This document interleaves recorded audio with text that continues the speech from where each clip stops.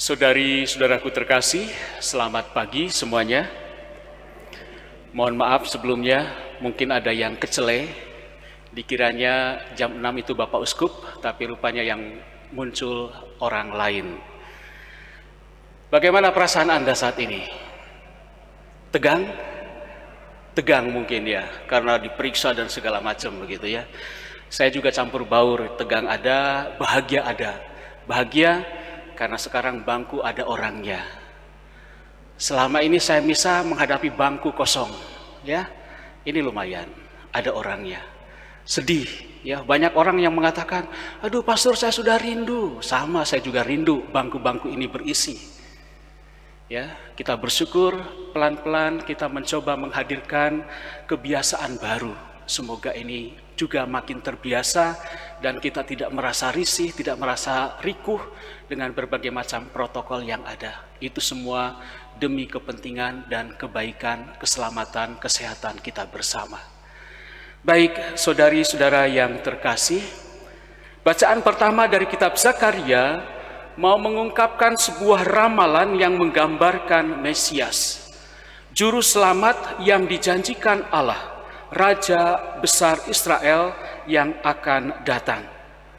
Dia tidak akan pernah memaksa manusia untuk bekerja dan memikul beban berat hanya untuk kepuasannya sendiri, seperti yang dilakukan oleh para pemimpin yang egois dan haus kekuasaan.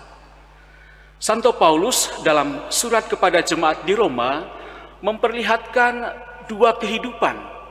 Kehidupan yang dipenuhi oleh roh dan kehidupan yang didasari oleh keinginan-keinginan daging. Dorongan untuk mengikuti Kristus dan untuk mencerminkan kebaikannya dalam hidup kita sendiri adalah tindakan roh Allah di dalam diri kita. Seperti yang dikatakan Santo Paulus bahwa di dalam roh kita adalah milik Kristus. Karena kita memiliki roh Kristus dan roh ini diam di dalam kita. Hidup dalam roh ini adalah salah satu ungkapan umum Santo Paulus untuk merangkum cara hidup seorang Kristiani. Atau dengan kata lain, Santo Paulus mau mengatakan bahwa orang Kristen seharusnya dikenal karena mereka melihat pertumbuhan dalam diri kita, kerendahan hati, ketabahan, cinta, damai, dan hikmat yang sungguh juga terlihat di dalam diri Yesus yang kita imani. Seperti benih pohon yang ditanam, tumbuh, besar. Dalam kehidupan kita sebagai seorang Kristiani juga sudah ditanamkan benih-benih yang baik dalam proses pembaptisan. Kita diundang, diajak untuk hadir, tumbuh dengan baik, ya dengan penuh kasih, damai, keadilan, dan persaudaraan. Hidup dalam daging. Setiap hari kita semua mengalami tarikan egoisme. Ada kemalasan, nafsu, keserakahan, keputusasaan, dan semua godaan lain termasuk di dalam dunia dosa dan kematian. Kehidupan roh aktif di dalam jiwa kita, tetapi kekuatan lain juga rupanya ikut bekerja di dalam diri kita. Kita sadar bahwa kita memiliki kebaikan-kebaikan yang Tuhan berikan. Kita sadar kita mampu untuk melakukan sesuatu yang baik, untuk mengampuni, untuk mengasihi. Tapi juga rupanya ada kekuatan lain yang tumbuh mengiringi kebaikan itu. Dan itulah yang seharusnya kita lawan.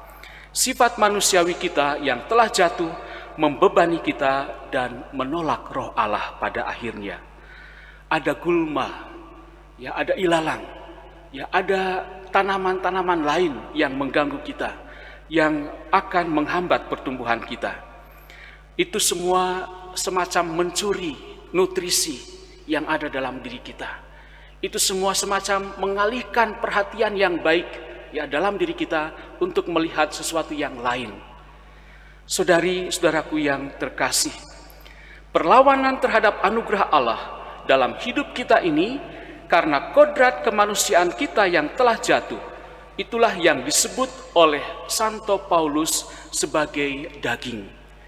Ketika kita menyerah pada daya kekuatan manusiawi kita sendiri, kelemahan kita yang kita sadari, maka dengan sendirinya kita berpaling dari hidup dalam roh dan menyerahkan diri pada hidup dalam daging. Inilah kecenderungan egois dan kedosaan kita. Paulus tidak mengatakan bahwa tubuh kita jahat, tidak. Atau bahwa kesenangan alami yang kita alami dalam tubuh kita adalah jahat, juga tidak. Bagaimana mereka bisa jahat ketika tubuh kita sendiri diciptakan oleh Allah dengan kepenuhan cinta Allah sendiri? Yang ada adalah kita semua memiliki kecenderungan untuk mementingkan diri sendiri yang menolak tindakan roh Allah di dalam diri kita.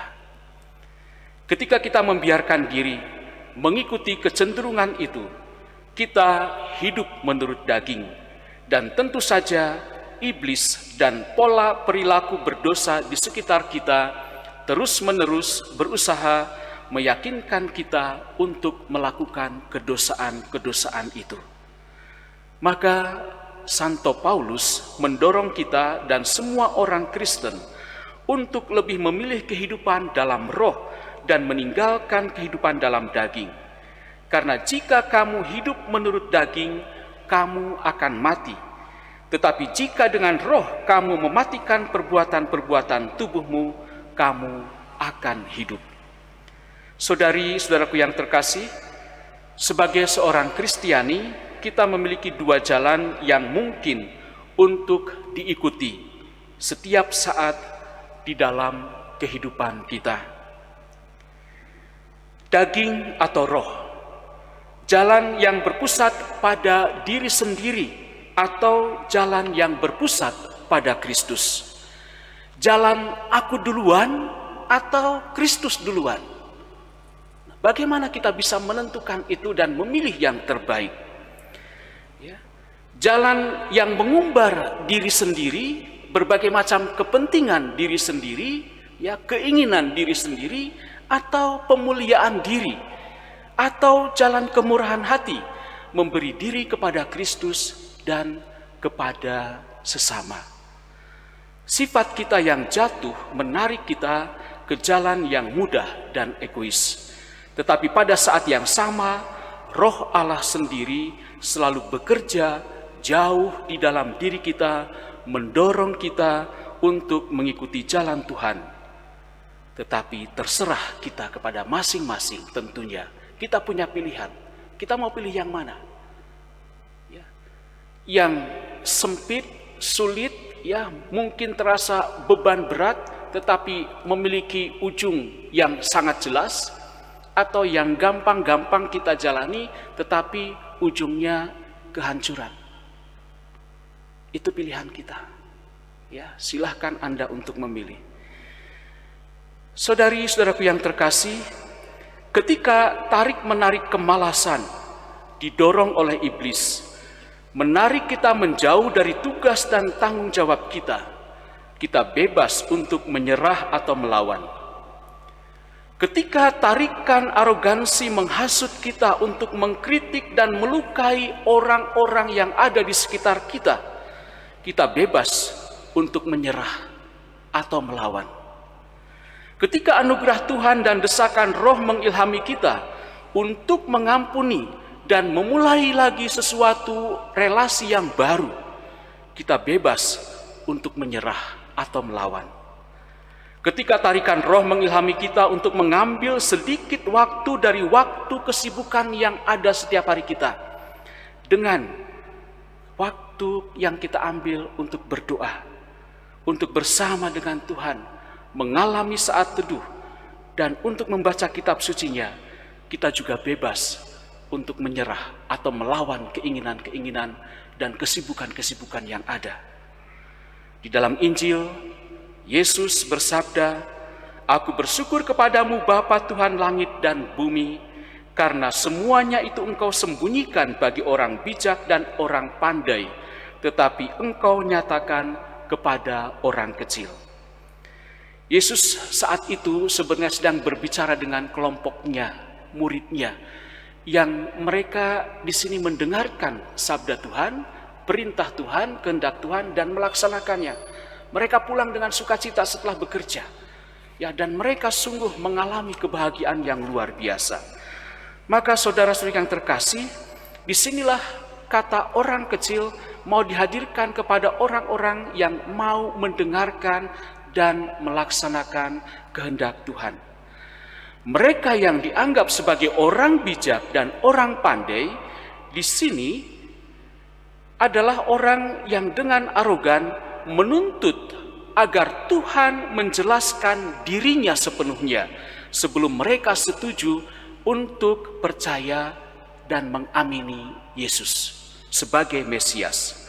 Orang bijak pandai atau terpelajar di sini rupanya adalah orang-orang Farisi dan Saduki, orang-orang sukses dan kaum intelektual, orang-orang yang pada akhirnya akan memakukan Yesus disalib. Mereka memutuskan diri mereka sendiri dari sukacita, dari kedamaian batin, dari kebahagiaan mendalam yang hanya dapat diberikan oleh Kristus. Dengan menolak mengambil kuk atau gandar Kristus, mereka telah menolak untuk membiarkan Kristus memberikan kelegaan, memberikan kebahagiaan, memberikan sukacita, memberikan damai kepadanya. Saudari, marilah kepadaku semua yang letih lesu dan berbeban berat, aku akan memberi kelegaan kepadamu. Inilah kata-kata yang disampaikan oleh Yesus. Kata-kata ini adalah sumber penghiburan yang tidak dapat terlukiskan bagi setiap orang Kristiani.